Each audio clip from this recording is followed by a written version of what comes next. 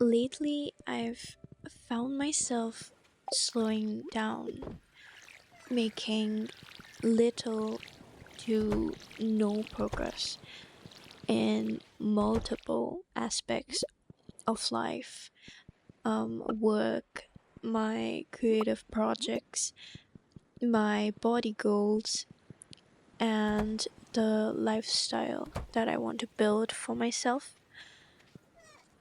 Usually, when I realize I've been slacking, I try to turn it around almost overnight.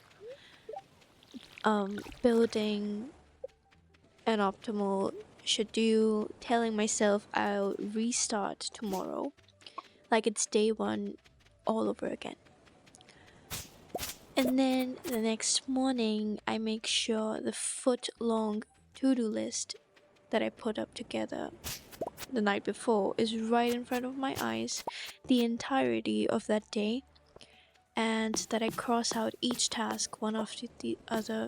And by the end of the day, maybe I accomplished 5 of 7 tasks. Well, more like 15 of 20 tasks, because I like to overload myself as punishment for not loading stuff up on myself prior. Anyway, and then for a day or two, it keeps on until a new game, a new hobby, a new topic of interest arises, and I've already forgotten to brush my hair, let alone the tasks from my to do list. Well, yesterday I kind of panicked from this vicious, repetitive cycle of nothingness, and decided to make this video to share the conclusion that I came to. And that was that slowing down isn't bad. It's just, well, slow. But luckily, slow progress is still progress. If you ever had those spontaneous bursts of inspiration and wrote one verse of a poem and never returned to it again for years, if you reopen that right now and add one single new line today, or maybe like 3 new words, guess what? Your poem has progressed. You haven't even finished it. Probably really far from it. But there is no longer just one verse in that page. There's a little bit more to it. And guess what? That's progress. So I told myself I will give just 5 minutes worth of time to each task that I'm slacking on every single day. And even if I forget to do it someday, I will just continue the next instead of beating myself up and restarting.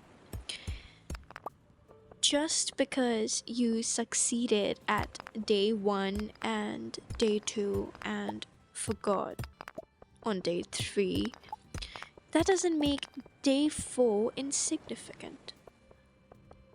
That doesn't mean you don't deserve a day four anymore and that day four has to be back to square one again and you start from day one. No, because the only way you reach day four is when you experience day one, two, and three, regardless of whether you failed or succeeded each day. So, don't rob yourself of the credit of making slow progress.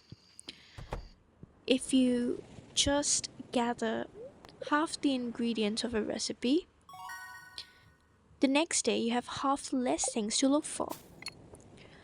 If you draw a head today and an arm tomorrow and a leg the day after, you get one new page filled in your sketchbook. So instead of telling myself, um, I need to sit and complete this project today, or I tell myself, oh, I need to build my career, like right now, or I need to get abs, I will now tell myself, okay, I need to work on this project for 15 minutes today. Or I want to come up with one new idea for work today.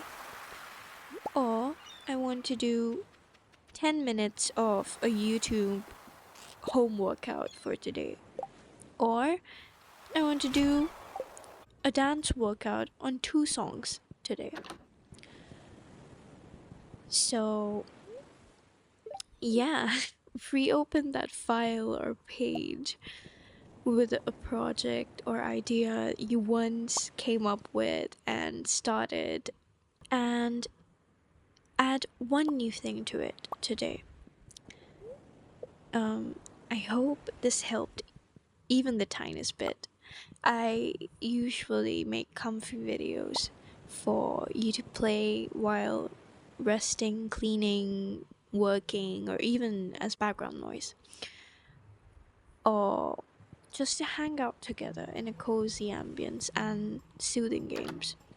So, if that sounds nice, you should subscribe and let me know. Feel free to discuss your own thoughts in the comments, and I'll see you next time. Bye bye.